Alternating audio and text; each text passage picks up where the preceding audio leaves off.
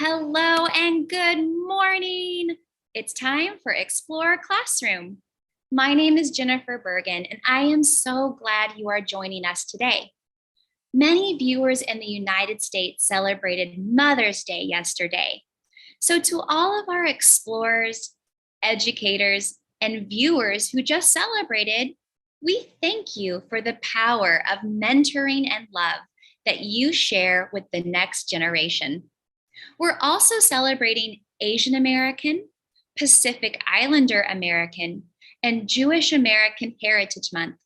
Many of our explorers identify with these heritage groups, and we encourage all of our viewers to look into the histories and the present day contributions of these incredible individuals that live in your community and all around the globe. At National Geographic, we know the power of exploration, wonder, and storytelling can change the world. And this Explorer Classroom YouTube show connects students with our National Geographic Explorers for a short lesson and time for your questions. Today, our explorer is Maurice Oniango. Maurice is an award-winning journalist and a filmmaker who makes TV shows and films. He loves to tell story with photography. And when he is home in Kenya, he takes photographs of many animals. But something he's currently focusing on taking pictures of is snakes. Why snakes, you might ask? Today, Maurice is going to share why he is helping tell the story of snakes in Kenya and all across Africa, and how photography can help save snakes' lives. While some people think snakes are very scary, Maurice is here today to explain why they are important, why they're worth protecting, and that you might even start considering them to be beautiful.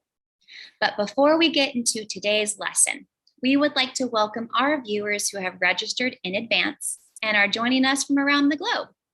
Hello to Mineral Point Elementary, Burnsville-Egan Savage School District, Barker Middle School, Franklin School, the Farrow family, Sorrento Springs Elementary, Hillard Elementary, Hoffman Boston Elementary, Rousseau School, the Elias family, Waterloo Elementary, Isla Haute Rural School, Cynthia Heights Elementary, Stafford Elementary, the Dinner family, Frederick W. Watson Elementary, Odia Core Knowledge Elementary, and of course, all of our homeschoolers out there. We are thrilled to have you and more join us. And with that, let's get Explorer Classroom started. It's time to turn the show over to Maurice to share all about telling stories with photographs. Take it away, Maurice. Thank you so much, Jennifer.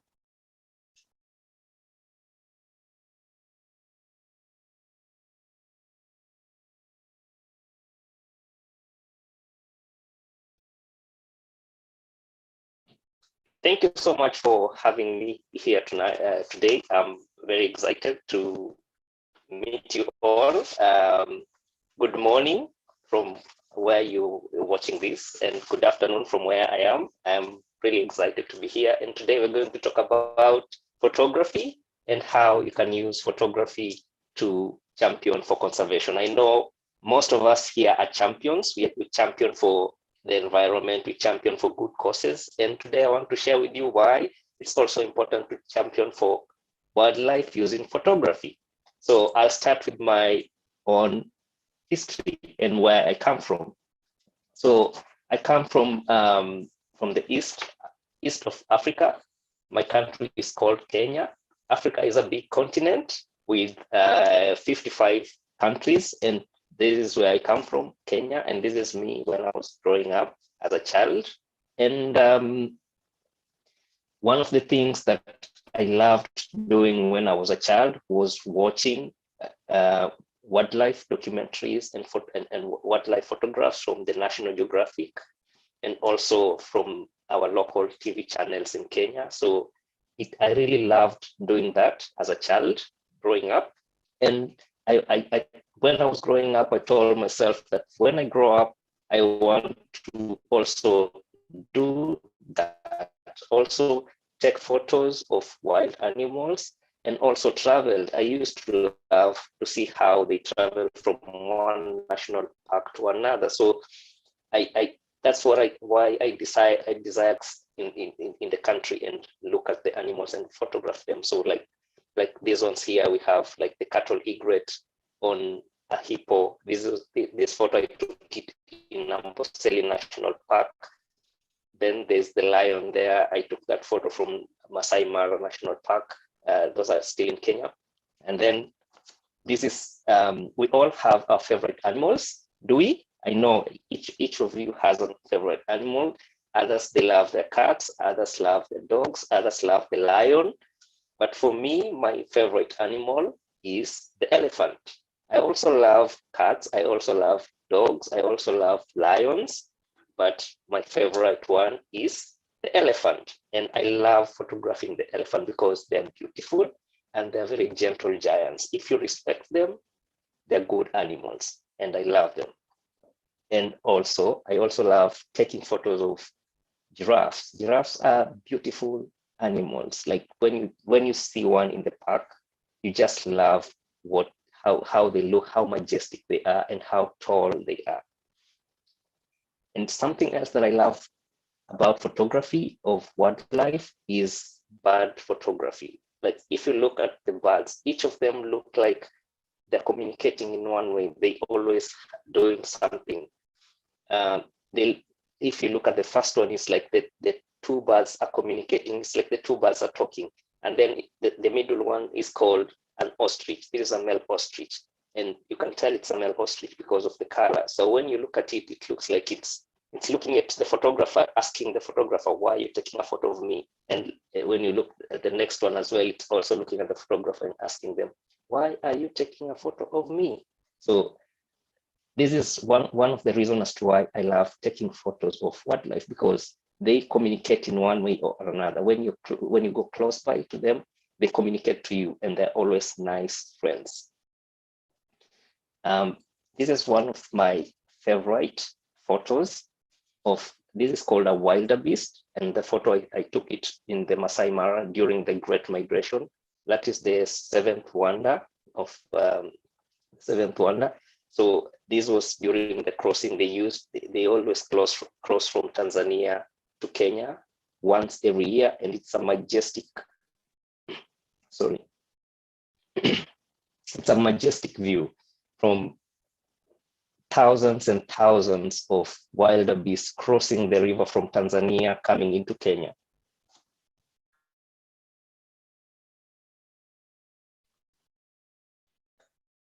So this is one of my favorite photos of general wildlife.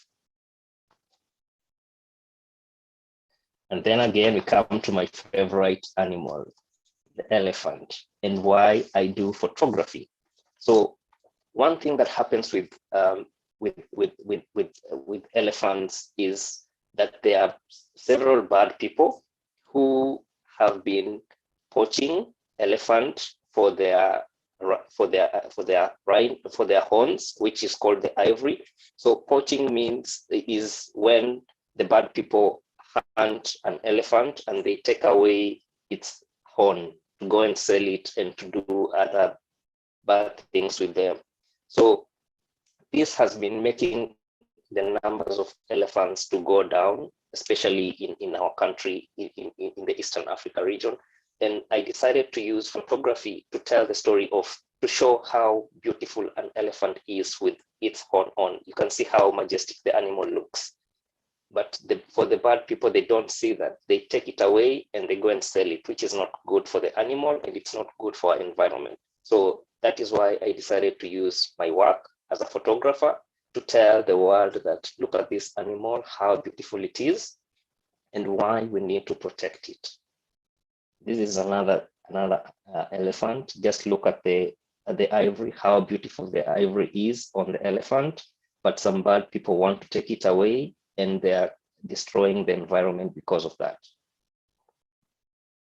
And this is another animal that also faces the same problem as the elephant, whereby bad people are taking away its horn and selling it, hunting the animal, taking away the horn and selling it in different markets, and destroying the ecosystem in where they come from. The animals now, we have very few rhinos because of that, because people are taking them away and destroying them.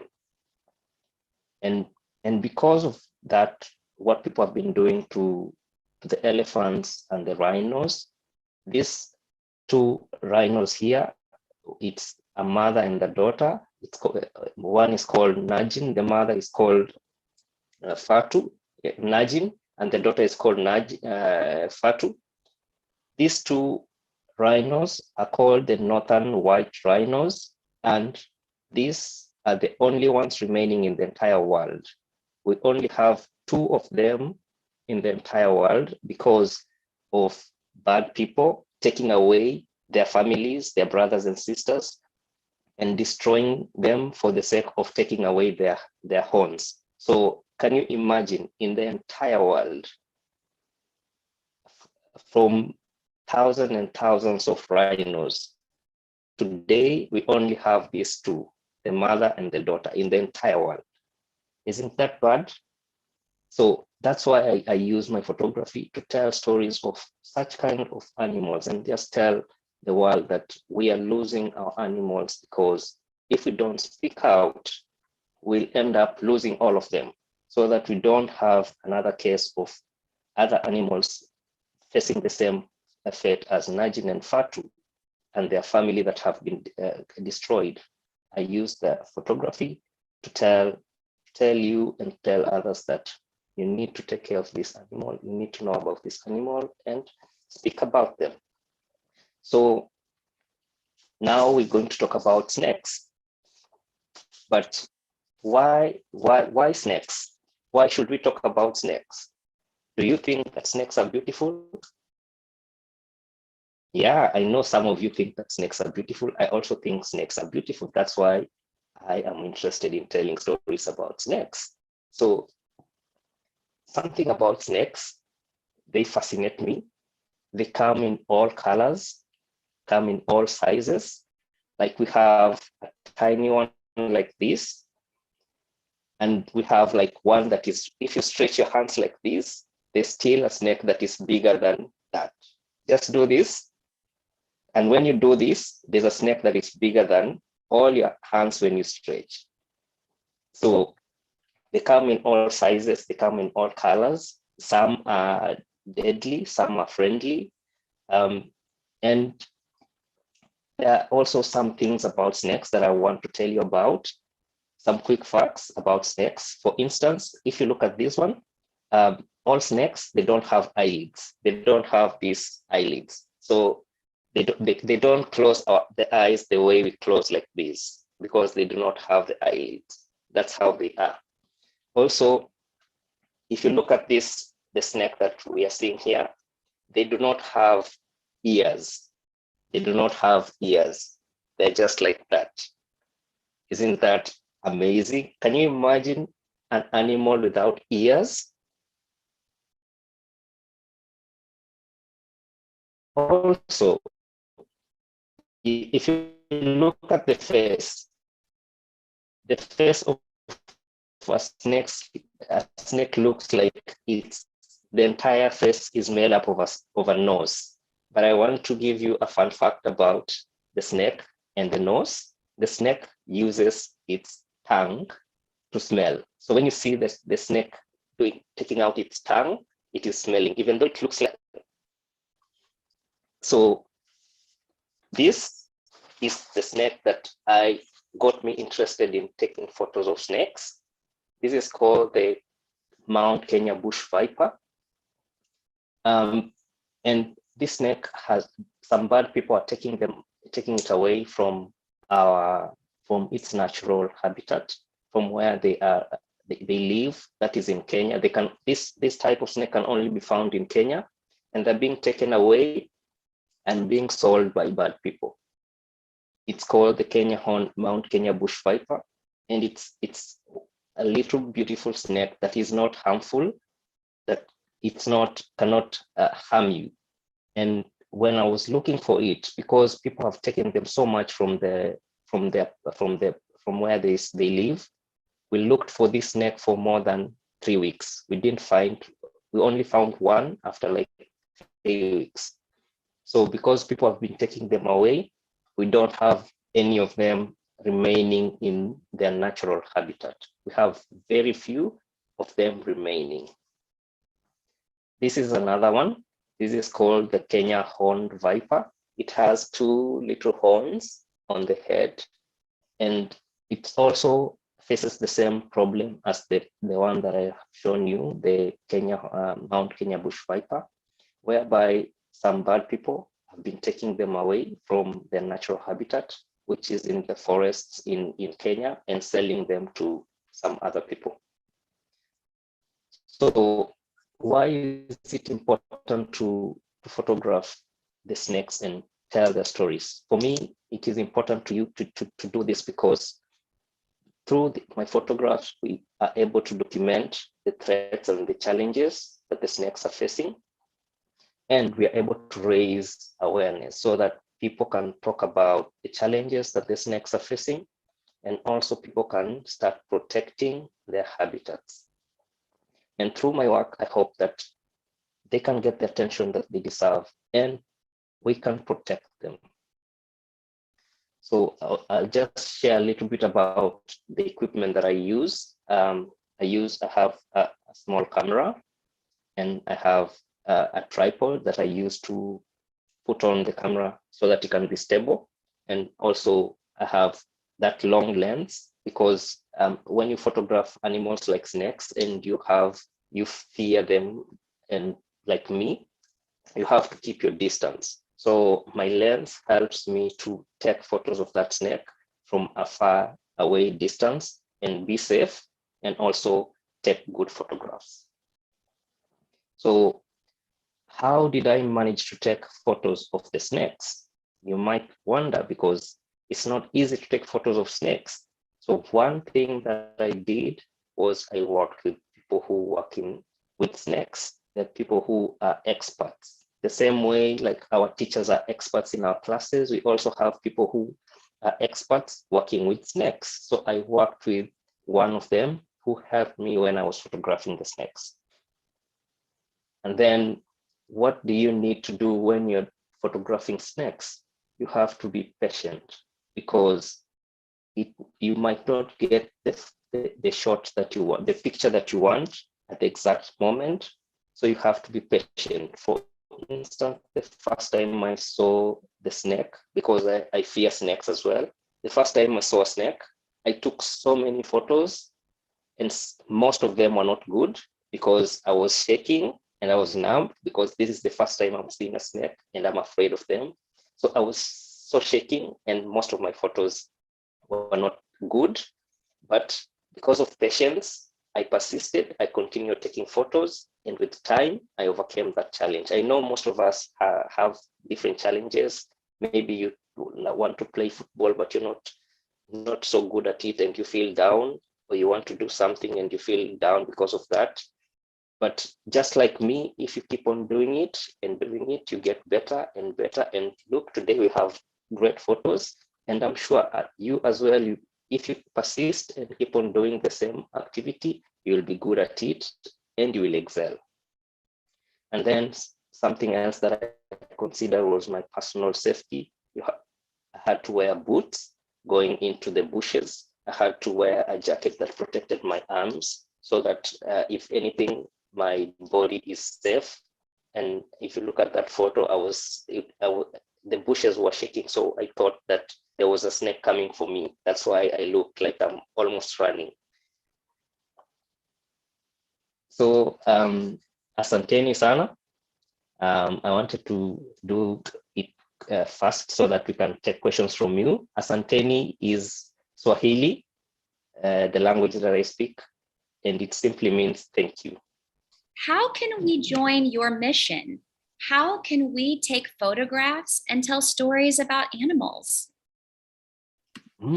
I think for our class, where we can start is where you are at home, your surrounding, your neighbors. because where you live, we have our pets, we have our dogs, we have our cats, we have different pets, we have gardens with flowers. And so we can start from there using a phone. Take a nice photo of your pet, take a nice photo of that flower in your garden with your phone. That, I think, that is where we can start telling these stories and sharing with our friends and showing our friends of our beautiful pets and of the flowers in our gardens, the vegetables in our farms. That's how we can start telling stories using photos, because telling a story using a photo is simply taking a nice photo and showing it to someone. They will interpret it, and then you can tell them if the interpretation is right or what you think about the interpretation. So that's why you can start at home, in your garden, or in your backyard. Well, Maurice, thank you so much for that beautiful presentation and for all the tips on taking photographs today. Thank you so much for having me. We'd also like to thank all of our classrooms and students and families who are watching. You've made today so special with your questions. I hope that today's show makes you want to join more events. In fact, if you want to join same day, same time next week, we're going to welcome explorer Aaliyah Pierce to talk all about untold stories. It happens to be one of our last Explorer classrooms for littles for the school year. So keep joining more of our episodes. You won't want to miss what we have as school starts to close. You can register your student group, or you can even register for a shout out for your family. Go to natgeoed.org/Explorer Classroom. Everyone, have a great day. Stay curious. Keep exploring and taking photos while you do.